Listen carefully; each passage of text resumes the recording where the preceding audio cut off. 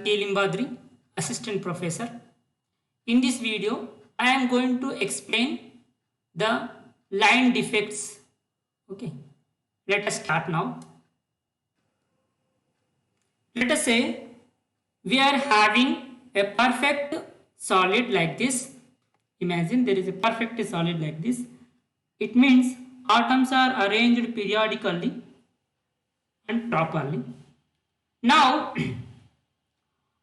in this, but in reality it is not possible. Okay, let us imagine that it is existing. Okay, now in this perfect solid, if some of the atoms, like these atoms, let us say this line of atoms or plane of atoms, these of plane of atoms are missing. Okay, now these plane of atoms are missing, these are not there. Okay, now then how it looks? Okay, we can see this. Okay, so these atoms are not there here. Okay, so because of that, we can identify that this a half plane here, the half plane here, and there is a big interstitial site here. This is a big interstitial site. Okay, now the distance, the space between the atoms is called interstitial site.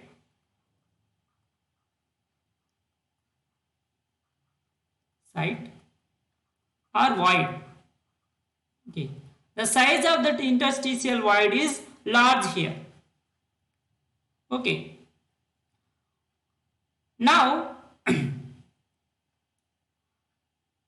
and this kind of defect, okay, this kind of defect is called the edge dislocation. Okay, what do we call edge dislocation? You'll write here edge dislocation. First type of line defect, edge dislocation.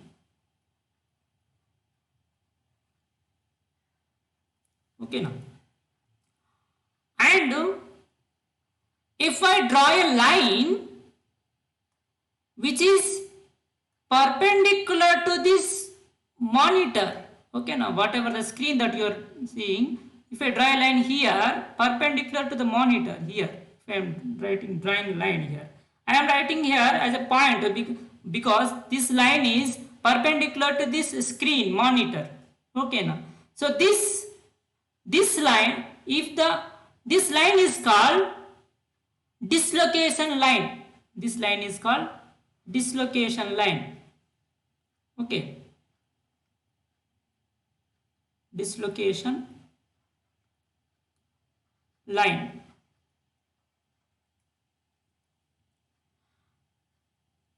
Okay, now this is not a 2D. Okay, now so we can see in 3D. Okay, so atoms are arranged regularly, but here one extra half plane is there, and below this extra half plane there is a interstitial site, and its size is very large. It is called edge dislocation. Now, if the half plane exists above the dislocation line, this half plane existed above the dislocation line, this kind of dislocation, this kind of edge dislocation is represented with this symbol. Okay, I can write here this symbol. Okay, now if we apply load on this material, okay, if I apply load, let us say in this direction I am applying the load, okay, and here a shear load, this is because half of the above this direction and below this is left hand side direction. Okay, Now, if I apply load like this, what will happen? This bond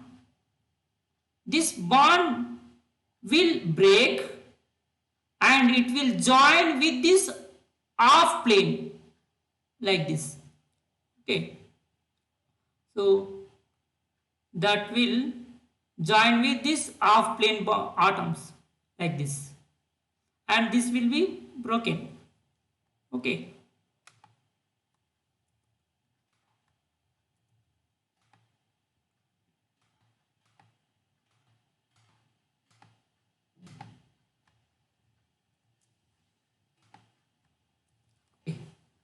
now because of the application of this load, now this is the, at present, this is the half plane, not this.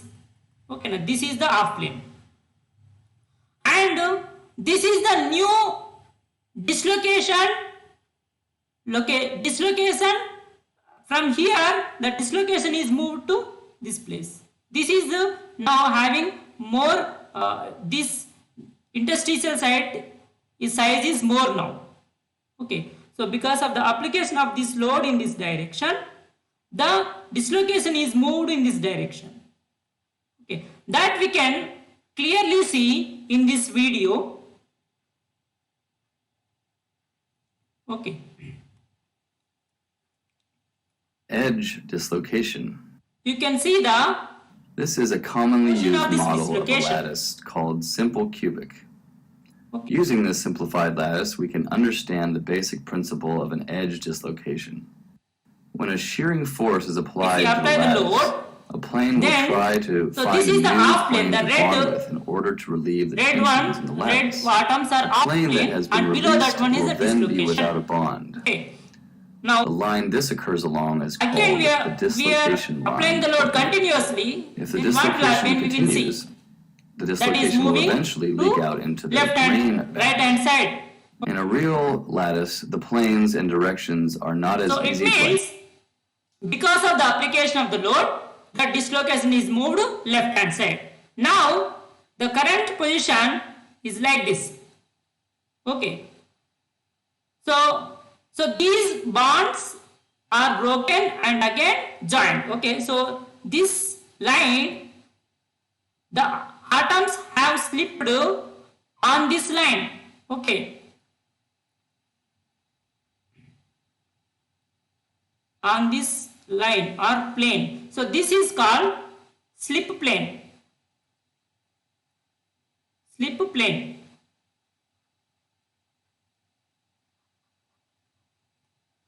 Now the atoms are moved one unit towards left, right, from here. Previously this atom was here. So this is moved in this direction, 1 unit. Okay, 1 unit.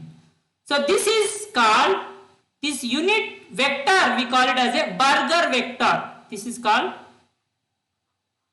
Burger vector.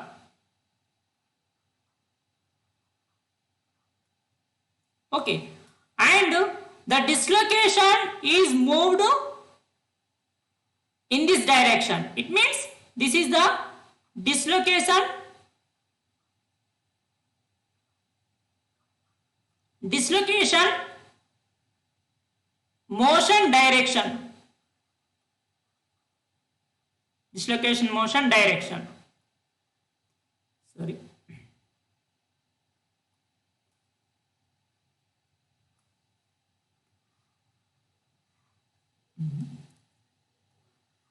Dislocation movement direction. Okay.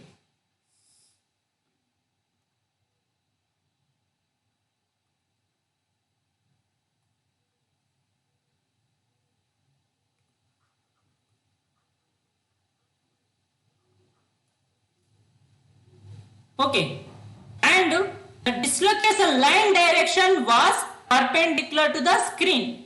Okay, in summary, we can write that this at edge dislocation, the interstitial size is more.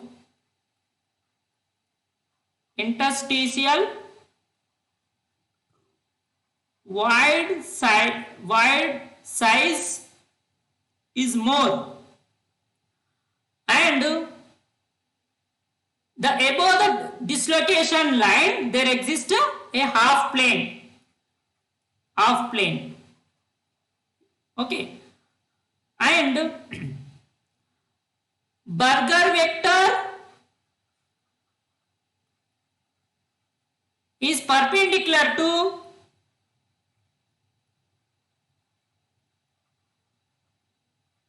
dislocation line,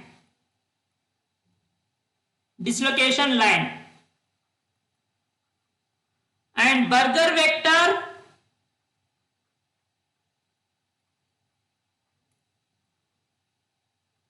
is parallel to dislocation motion.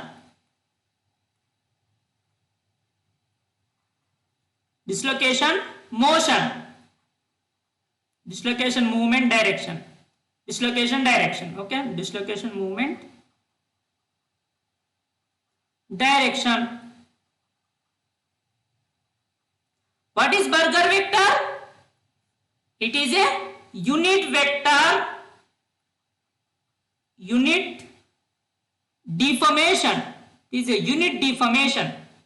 Okay, unit deformation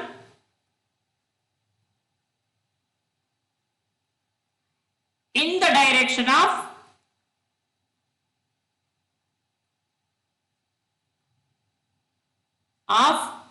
applied load. Okay, that we have seen here, Burger vector. Okay.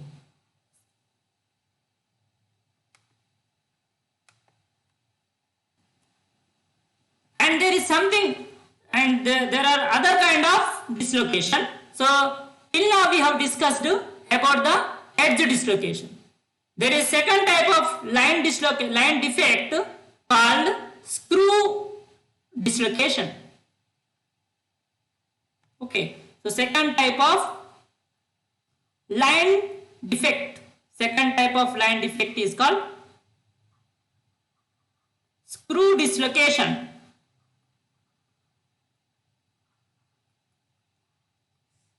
So this is, let us say, this is a perfect material, perfect solid with no defects, consider. Then if we apply load like this,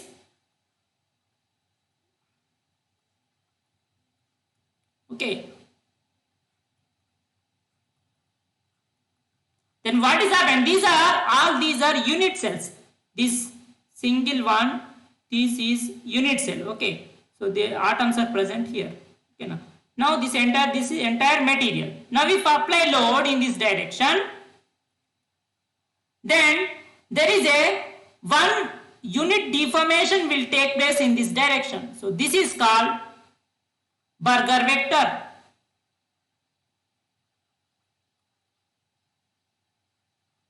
Okay, now, and the dislocation will move here. The dislocation will move in this direction. This is dislocation direction.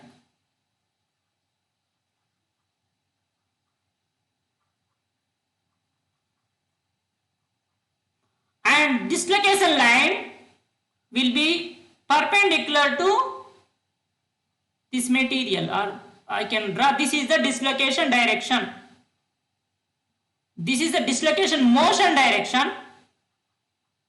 Okay, and this is the this one is the dislocation direction. Okay, dislocation direction.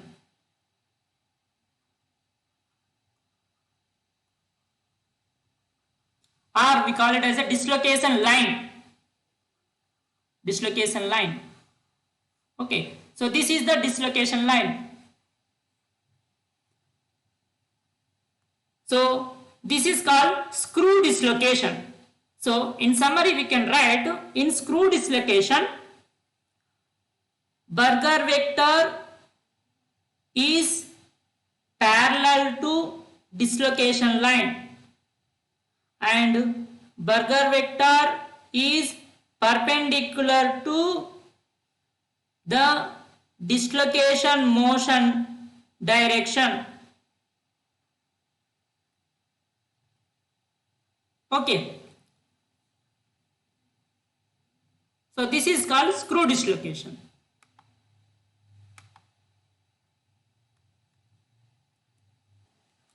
Thank you very much for listening. I hope you understood the concept of line defects. If you are not understood, let me see that you can call me. Thank you very much for listening. We will meet in the next video with a new concept.